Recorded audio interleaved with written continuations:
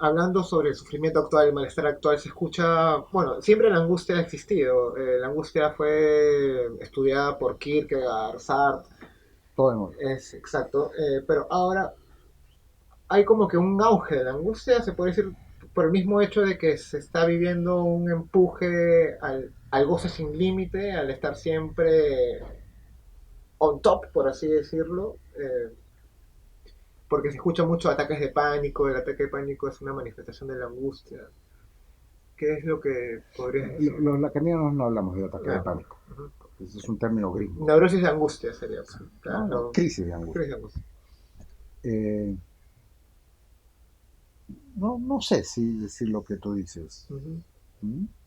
Eh, Porque tú también dices, y en eso sí estoy de acuerdo, la, la angustia es inherente al humano, en tanto que lo inherente también al humano es que estemos marcados por eso real o por la castración.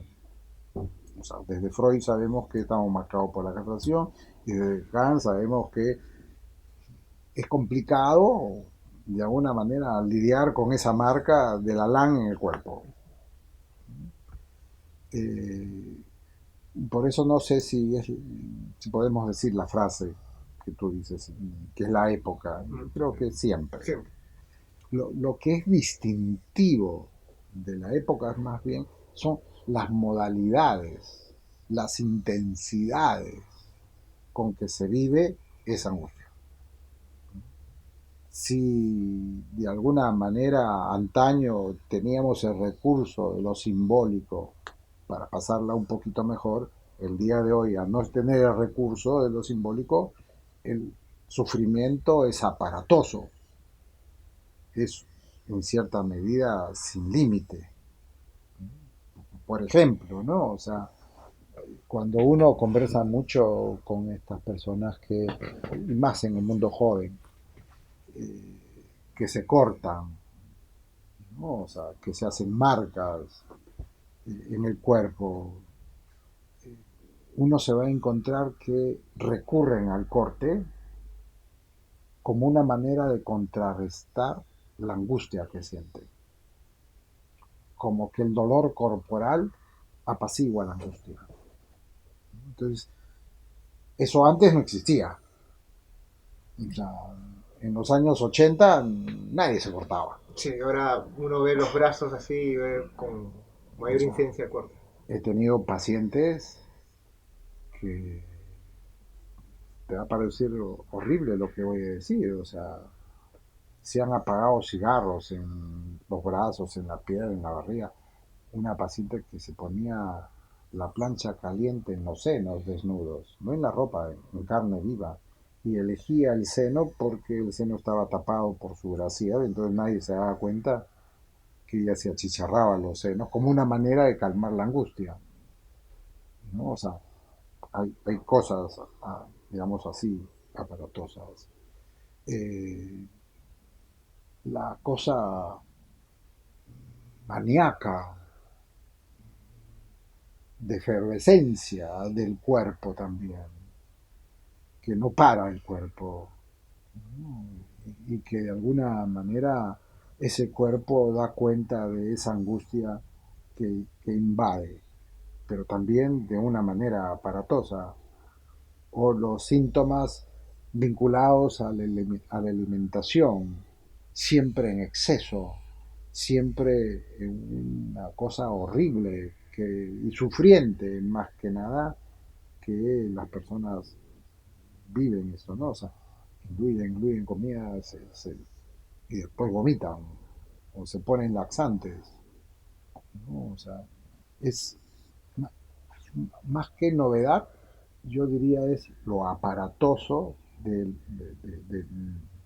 sufrimiento que se vive ahora, en tanto que no hay esa mediación de lo simbólico, lo que es lo singular de la época, lo propio de nuestra época, ¿no? O sea, sí, o sea, en la época hay muchas cosas nuevas, ¿no? O sea, desde la misma estructura familiar,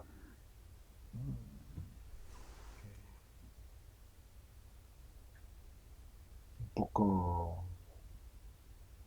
Marilyn Bruce, que es otra psicoanalista, una psicoanalista francesa, ha acuñado un nuevo término que se llama parentalidades, para dar cuenta de estas nuevas modalidades de hacer familia. Dos mujeres, dos hombres, serían modalidades de las parentalidades. Sería una parentalidad. Familias construidas bajo la lógica de una relación homo. Pero también las relaciones hetero, donde no se sabe bien quién ocupa el lugar masculino y quién ocupa el lugar femenino. O estructuras familiares donde no se sabe bien dónde está la autoridad, como que esa autoridad queda vacante. Son nuevas formas de familia que de alguna manera también son propias de esta época donde el otro ya no está en funciones, digamos. Todo eso hace tambalear lo simbólico, los Todo, grandes relatos. todo eso hace tambalear lo simbólico. Ok. Y la última pregunta que me gustaría hacerte, Lacan tiene una frase que en verdad me parece casi como mi mantra, lo uso, es que sepa no huir de su angustia, sabrá no huir de su deseo.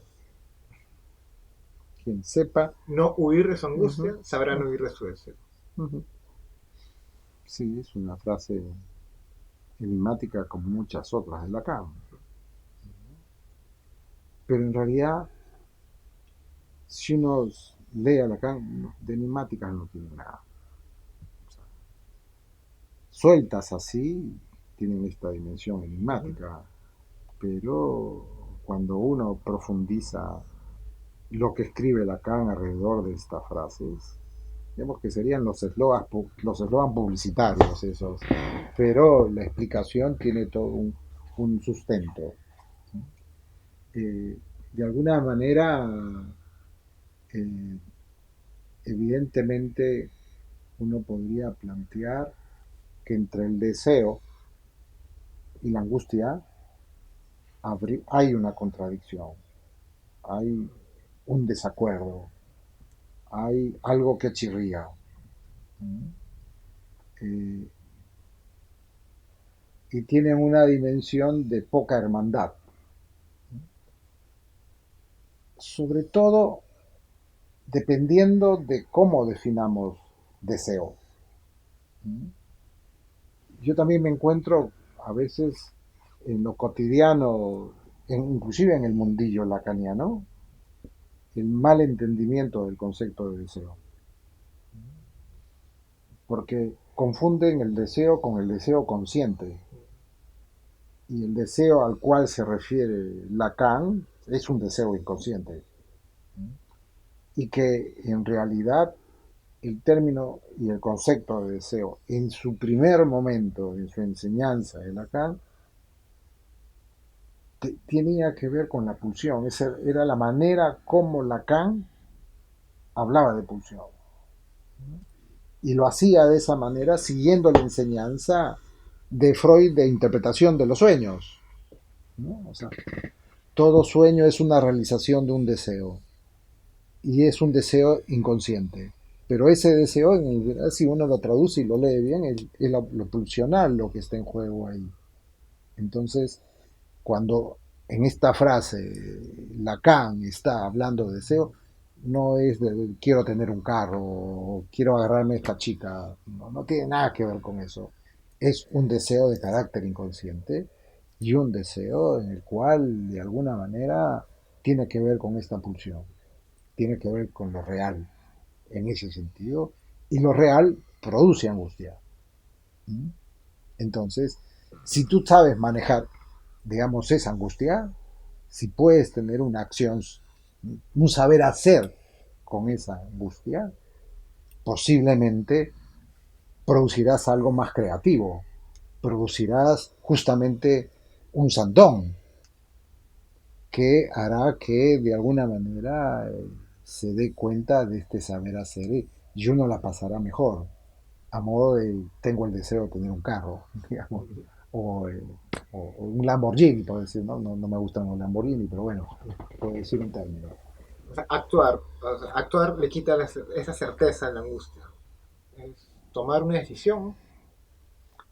Es que tampoco es eso, tampoco es, estás aludiendo a procesos conscientes Bueno, ok. en lo que dices.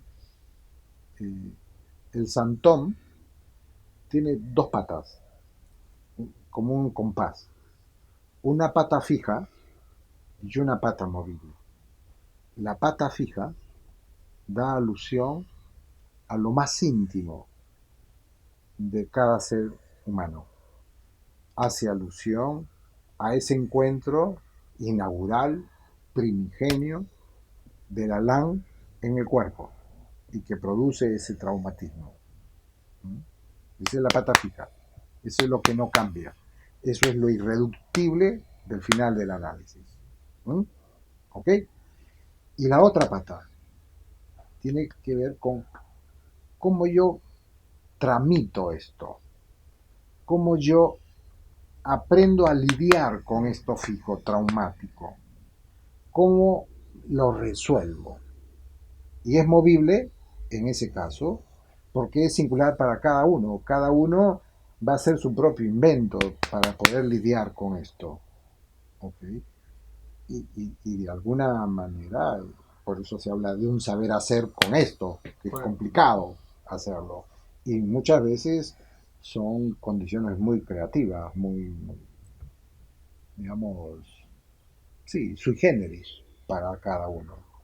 Es- bueno, en verdad, muchas gracias, Fernando. Ha sido una clase. Él es mi psicoanalista hace 8 años. oh, oh, Así que, en verdad, ha sido una muy buena experiencia. Espero que también hayan disfrutado de su exposición clara a estos conceptos psicoanalíticos. Y bueno, ya nos vemos próximamente. Y gracias a mi amigo Rafa nuevamente por ser el director de cámaras. Gracias, Gracias, Fer. no, no, Gracias, también gracias. gracias, Miki, como lo dije al comienzo, siempre es una excelente oportunidad de, digamos, de difundir las ideas de Lacan, que en Lima no son tan difundidas. Difundidas y a veces no tan bienvenidas también. Sí, También, ajá, bueno, pero el psicoanálisis es, siempre va a ser sí. rebelde, en todos lugares va a pasar lo mismo. No, no. Gracias, Fer. Listo, vale, Nos vemos. chao. Chao.